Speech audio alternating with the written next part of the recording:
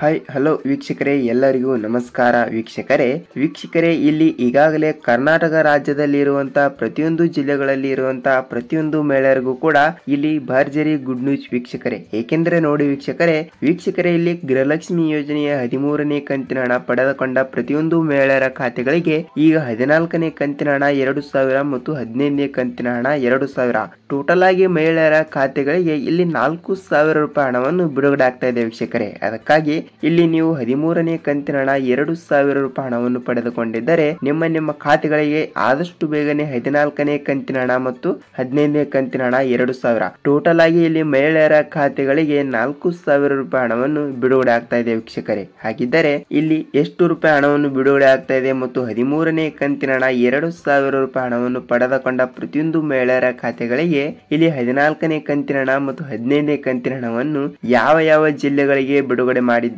ಮತ್ತು ಯಾವ ಜಿಲ್ಲೆಗಳಿಗೆ ಹಣವನ್ನು ಬಿಡುಗಡೆ ಆಗ್ತಾ ಇದೆ ಮತ್ತು ಯಾವ ಜಿಲ್ಲೆಗಳಿಗೆ ಅಂತ ಈ ವಿಡಿಯೋದಲ್ಲಿ ಪೂರ್ತಿಯಾಗಿ ಮಾಹಿತಿಯನ್ನು ತಿಳಿದುಕೊಳ್ತಾ ಹೋಗೋಣ ವೀಕ್ಷಕರೇ. ಮತ್ತು ನೋಡಿ ವೀಕ್ಷಕರೇ, ನೀವೇನಾದರೂ ನಮ್ಮ ವಿಡಿಯೋನ ಮೊದಲ ಬಾರಿಗೆ ನೋಡ್ತಾ ಇದ್ರೆ, ನಮ್ಮ ಚಾನಲ್ಗೆ ಮೊದಲ ಬಾರಿ ಭೇಟಿ ನೀಡ್ತಾ ಇದ್ರೆ ಚಾನಲ್ಗೆ ಸಬ್ಸ್ಕ್ರೈಬ್ ಮಾಡಿ ಮತ್ತು ವಿಡಿಯೋಗೆ ಒಂದೇ ಒಂದು ಲೈಕ್ ಮಾಡಿ ವೀಕ್ಷಕರೇ. ಏಕೆಂದರೆ ನೋಡಿ, ನಿಮ್ಮ ಒಂದು ಲೈಕ್ ನಮ್ಮ ಚಾನಲ್ಗೆ ಬಹಳಷ್ಟು ಹೆಲ್ಪ್ ಆಗಿರುತ್ತದೆ ವೀಕ್ಷಕರೇ. ಆದಷ್ಟು ಬೇಗನೆ ನಿಮ್ಮ ಖಾತೆಗಳನ್ನು ಈಗ ಚೆಕ್ ಮಾಡಿಸಿಕೊಳ್ಳಿ, ನಿಮಗೆ ಖಂಡಿತವಾಗಿಯೂ ಕೂಡ ಹಣವನ್ನು ಬಿಡುಗಡೆ ಆಗಿರುತ್ತದೆ ವೀಕ್ಷಕರೇ. ನೋಡಿ, ಈಗಾಗಲೇ 13ನೇ ಕಂತಿನ ಹಣ ಮತ್ತು 14ನೇ ಕಂತಿನ ಹಣಕ್ಕಾಗಿ ಒಂದೆರಡು ರೂಲ್ಸ್ ಗಳನ್ನು ಫಾಲೋ ಮಾಡಲೇಬೇಕು. ಆಗಿದ್ದರೆ ಯಾವ ರೂಲ್ಸ್ ಮತ್ತು ಯಾವ ಜಿಲ್ಲೆಗೆ ಹಣವನ್ನು ಬಿಡುಗಡೆ ಮಾಡಿದ್ದಾರೆ ಅಂತ ಈ ವಿಡಿಯೋದಲ್ಲಿ ನೋಡಿಕೊಳ್ತಾ ಹೋಗೋಣ ಬನ್ನಿ ವೀಕ್ಷಕರೇ. ಹೌದು ವೀಕ್ಷಕರೇ, ಇಲ್ಲಿ ಈಗಾಗಲೇ ರಾಜ್ಯದ ಮುಖ್ಯಮಂತ್ರಿಯಾಗಿರುವ ಸಿಎಂ ಸಿದ್ದರಾಮಯ್ಯ ಸರ್ ಅವರು ಕೂಡ ಮತ್ತು ಮಹಿಳಾ ಮತ್ತು ಮಕ್ಕಳ ಕಲ್ಯಾಣ ಅಭಿವೃದ್ಧಿ ಯೋಜನೆಯ ಸಚಿವೆಯಾಗಿರುವ ಲಕ್ಷ್ಮೀ ಹೆಬ್ಬಾಳ್ಕರ್ ಮೇಡಮ್ ಅವರು ಕೂಡ ಒಂದು ಮಾಹಿತಿಯನ್ನು ಕೊಟ್ಟಿರುವಂತದ್ದು ವೀಕ್ಷಕರೇ. ಏನೆಂದರೆ ನೋಡಿ, ಇಲ್ಲಿ ಈಗಾಗಲೇ 13ನೇ ಕಂತಿನ ಹಣ 2000 ರೂಪಾಯಿ ಹಣವನ್ನು ಪಡೆದುಕೊಂಡ ಪ್ರತಿಯೊಂದು ಮಹಿಳೆಯರ ಖಾತೆಗಳಿಗೆ ನಾವು ಆದಷ್ಟು ಬೇಗನೆ ಗೃಹಲಕ್ಷ್ಮಿ ಯೋಜನೆಯ 14ನೇ ಕಂತಿನ ಹಣ ಮತ್ತು 15ನೇ ಕಂತಿನ ಹಣದ ಕುರಿತು ಮಾಹಿತಿಯನ್ನು ಕೊಟ್ಟಿದ್ದಾರೆ ವೀಕ್ಷಕರೇ. ಅದಕ್ಕಾಗಿ ಏನು ಮಾಹಿತಿ ಕೊಟ್ಟಿದ್ದಾರೆ ಅಂದ್ರೆ ಅವರು ನೋಡಿ, ನಾವು ಇಲ್ಲಿ ಕರ್ನಾಟಕ ರಾಜ್ಯದಲ್ಲಿ 13ನೇ ಕಂತಿನ ಹಣವನ್ನು ಬಿಡುಗಡೆ ಆದ ನಂತರ ನಾವು ದೀಪಾವಳಿ ಹಬ್ಬಕ್ಕೆ 14ನೇ ಕಂತಿನ ಹಣ ಮತ್ತು 15ನೇ ಕಂತಿನ ಹಣವನ್ನು ಬಿಡುಗಡೆ ಮಾಡುತ್ತೇವೆ ಎಂಬ ಒಂದು ಮಾಹಿತಿಯನ್ನು ಕೊಟ್ಟಿದ್ವಿ. ಆದರೆ ನಾನಾ ಕಾರಣಗಳಿಂದ ಅಂದ್ರೆ ಟೆಕ್ನಿಕಲ್ ಇಶ್ಯೂ ಮತ್ತು ತಾಂತ್ರಿಕ ದೋಷಗಳಿಂದ ಕೂಡ ಇಲ್ಲಿ 13ನೇ ಕಂತಿನ ಹಣ ಪಡೆದುಕೊಂಡ ಮಹಿಳೆಯರಿಗೆ ನಾವು 14ನೇ ಕಂತಿನ ಹಣ ಆಗಲಿ ಮತ್ತು 15ನೇ ಕಂತಿನ ಹಣ ಆಗಲಿ ಬಿಡುಗಡೆ ಮಾಡಲು ಆಗಿಲ್ಲ ಅಂತ ಒಂದು ಮಾಹಿತಿಯನ್ನು ಕೊಟ್ಟಿದ್ದಾರೆ ವೀಕ್ಷಕರೇ. ಅದಕ್ಕಾಗಿ ಇಲ್ಲಿ ದೀಪಾವಳಿ ಹಬ್ಬ ಕೂಡ ಮುಗಿದು ಹೋಯಿತು ಮತ್ತು ಯಾವಾಗ ಹಣವನ್ನು ಬಿಡುಗಡೆ ಮಾಡ್ತಾ ಇದ್ದಾರೆ ಅಂದ್ರೆ ಇಲ್ಲಿ ನೀವು ಆದಷ್ಟು ಬೇಗನೆ ನಿಮ್ಮ ಖಾತೆಗಳಿಗೆ ಹಣವನ್ನು ಬಿಡುಗಡೆ ಆಗಬೇಕಾದ್ರೆ ಇಲ್ಲಿ ನವೆಂಬರ್ ತಿಂಗಳಿನ ಮೊದಲನೇ ವಾರದಲ್ಲಿ ಹಣವನ್ನು ಬಿಡುಗಡೆ ಆಗುವ ಕುರಿತು ಲಾಸ್ಟ್ ಡೇಟ್ ಯಾವುದು ಅಂತ ನೋಡುವುದಾದ್ರೆ ನವೆಂಬರ್ 15ನೇ ತಾರೀಕಿನ ಒಳಗಡೆ ಇಲ್ಲಿ ಪ್ರತಿಯೊಂದು ಕರ್ನಾಟಕ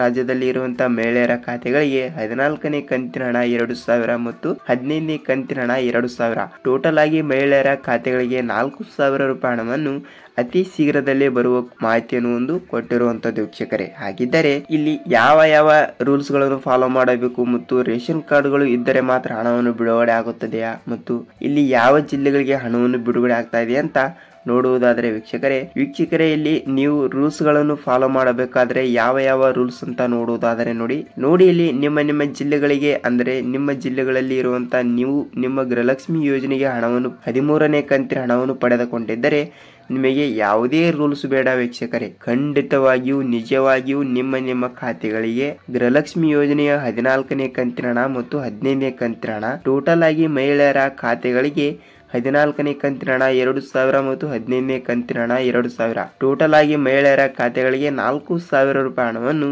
ಬಿಡುಗಡೆ ಆಗ್ತಾ ಇದೆ ವೀಕ್ಷಕರೇ. ಏಕೆಂದ್ರೆ ನೋಡಿ, ಇಲ್ಲಿ 14ನೇ ಕಂತಿನ ಹಣ ಮತ್ತು 15ನೇ ಕಂತಿನ ಹಣ ಬಿಡುಗಡೆ ಆಗಬೇಕಾದ್ರೆ ನೀವು ಕಂಪಲ್ಸರಿಯಾಗಿಯೂ ಕೂಡ ನಿಮಗೆ 13ನೇ ಕಂತಿನ ಹಣ 2000 ರೂಪಾಯಿ ಹಣವನ್ನು ಪಡೆದುಕೊಂಡಿರಬೇಕು. ಇಲ್ಲವಾದರೆ ನಿಮಗೆ 14ನೇ ಕಂತಿನ ಹಣ ಆಗಲಿ ಮತ್ತು 15ನೇ ಕಂತಿನ ಹಣ ಆಗಲಿ ಬರುವುದಿಲ್ಲ. ಮತ್ತು ಸರ್, ನಮಗೆ 12ನೇ ಕಂತಿನ ಹಣ ಬಂದಿಲ್ಲ ಮತ್ತು 13ನೇ ಕಂತಿನ ಹಣ ಬಂದಿಲ್ಲ, ನಮಗೆ 14ನೇ ಕಂತಿನ ಹಣ ಮತ್ತು 15ನೇ ಕಂತಿನ ಹಣ ಬರುತ್ತಾ ಅಂತ ನೀವು ಕೇಳಬಹುದು ವೀಕ್ಷಕರೇ. ಅವರಿಗೆ ನಾನು ಒಂದೆರಡು ರೂಲ್ಸ್ ಗಳನ್ನು ಹೇಳುತ್ತೇನೆ ನೋಡಿ ವೀಕ್ಷಕರೇ. ನಿಮಗೆ 12ನೇ ಕಂತಿನ ಕಂತಿನ ಹಣ ಬಂದಿಲ್ಲ ಮತ್ತು 13ನೇ ಕಂತಿನ ಹಣ ಬಂದಿಲ್ಲ ಅಂದ್ರೆ ನಿಮಗೆ 14ನೇ ಕಂತಿನ ಹಣ ಆಗಲಿ ಮತ್ತು 15ನೇ ಕಂತಿನ ಹಣ ಆಗಲಿ ನಿಮಗೆ ಬರುವುದು ಡೌಟ್ ಅಂತ ಹೇಳಬಹುದು. ಏಕೆಂದರೆ ನೋಡಿ, ಇಲ್ಲಿ ನಿಮಗೆ ಈಗಾಗಲೇ 2 ತಿಂಗಳಿನಿಂದ 12ನೇ ಕಂತಿನ ಹಣ ಆಗಲಿ ಮತ್ತು 13ನೇ ಕಂತಿನ ಹಣ ಆಗಲಿ ಬಂದಿಲ್ಲ ಅಂದ್ರೆ ನೀವು ಏನೋ ಒಂದು ಮಿಸ್ಟೇಕ್ ಮಾಡಿರುತ್ತೀರಾ ಮತ್ತು ನಿಮ್ಮ ಬ್ಯಾಂಕ್ ಪಾಸ್ಬುಕ್ ಮತ್ತು ನಿಮ್ಮ ಆಧಾರ್ ಕಾರ್ಡ್ ನಲ್ಲಿ ಏನೋ ಮಿಸ್ಟೇಕ್ ಆಗಿರುತ್ತದೆ ಮತ್ತು ನಿಮ್ಮ ಗೃಹಲಕ್ಷ್ಮಿ ಯೋಜನೆಯ ಅರ್ಜಿ ಸ್ಥಿತಿಯನ್ನು ಏನೋ ಬದಲಾವಣೆ ಆಗಿರುತ್ತದೆ. ಅದಕ್ಕಾಗಿ ನೇಮ್ ಮಿಸ್ಪ್ಯಾಚ್ ಆಗಿರಬಹುದು ಮತ್ತು ಡೇಟ್ ಆಫ್ ಬರ್ತ್ ಬೇರೆ ಆಗಿರಬಹುದು.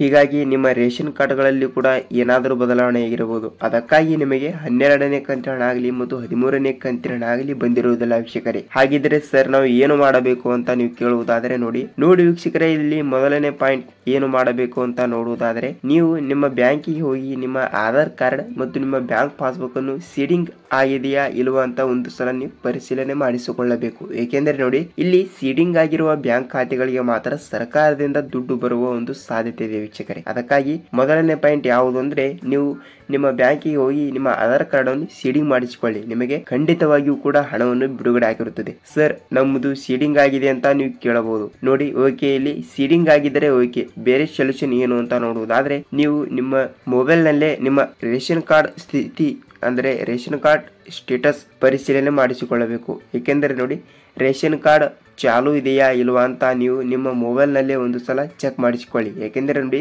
ಇಲ್ಲಿ ಗೃಹಲಕ್ಷ್ಮಿ ಯೋಜನೆಯ ಹಣವನ್ನು ಪಡೆದುಕೊಳ್ಳಬೇಕಾದ್ರೆ ರೇಷನ್ ಕಾರ್ಡ್ ಸ್ಥಿತಿ ಚಾಲು ಇದ್ದ ನಂತರ ನಿಮಗೆ ಖಂಡಿತವಾಗಿಯೂ ಗೃಹಲಕ್ಷ್ಮಿ ಯೋಜನೆಯ ಹಣವನ್ನು ಬಿಡುಗಡೆ ಆಗ್ತಾ ಇರುತ್ತದೆ ವೀಕ್ಷಕರೇ. ಇದು 2ನೇ ಪಾಯಿಂಟ್ ಆಗಿರುತ್ತದೆ. ಇವು ಎರಡೂಗಳನ್ನು ನೀವು ಖಂಡಿತವಾಗಿಯೂ ಪರಿಶೀಲನೆ ಮಾಡಿ. ಮುಂದೆ ಏನೋ ಒಂದು ತೊಂದರೆ ಆಗಿದ್ದರೆ ನಾನು ನಿಮಗೆ ಮುಂದಿನ ವಿಡಿಯೋದಲ್ಲಿ ಮತ್ತೊಂದು ವಿಡಿಯೋ ಜೊತೆಗೆ ಏಕೆ ತೊಂದರೆ ಆಗಿದೆ ಅಂತ ವಿಡಿಯೋನ ಮಾಡ್ತೇನೆ ವೀಕ್ಷಕರೇ. ಮತ್ತು ವೀಕ್ಷಕರೇ, ಇಲ್ಲಿ ಯಾವ ಜಿಲ್ಲೆಗಳಿಗೆ ಹಣವನ್ನು ಬಿಡುಗಡೆ ಆಗ್ತಾ ಇದೆ ಅಂತ ನೋಡುವುದಾದ್ರೆ ನವೆಂಬರ್ ತಿಂಗಳಿನ 15ನೇ ತಾರೀಕಿನ ಒಳಗಡೆ 10 ರಿಂದ 15 ಜಿಲ್ಲೆಗಳಿಗೆ ಮಾತ್ರ ಪಟ್ಟಿಯಲ್ಲಿವೆ. ಅದಕ್ಕಾಗಿ 10 ರಿಂದ 15 ಜಿಲ್ಲೆಗಳು ಯಾವುವು ಅಂತ ನೋಡುವುದಾದರೆ ನೋಡಿ, ಇಲ್ಲಿ ಮೊದಲನೇದಾಗಿ ಜಿಲ್ಲೆಗಳು ನೋಡ್ತಾ ಹೋದ್ರೆ ಇಲ್ಲಿ ಬೀದರ್ ಜಿಲ್ಲೆ, ಗುಲ್ಬರ್ಗಾ ಜಿಲ್ಲೆ, ವಿಜಯಪುರ, ರಾಯಚೂರು, ಬೆಳಗಾವಿ, ಬಾಗಲಕೋಟೆ, ಹಾಸನ್, ಕೊಡಗು, ಮಂಡ್ಯ, ಮೈಸೂರು ಮತ್ತು ತುಮಕೂರು ವೀಕ್ಷಕರೇ.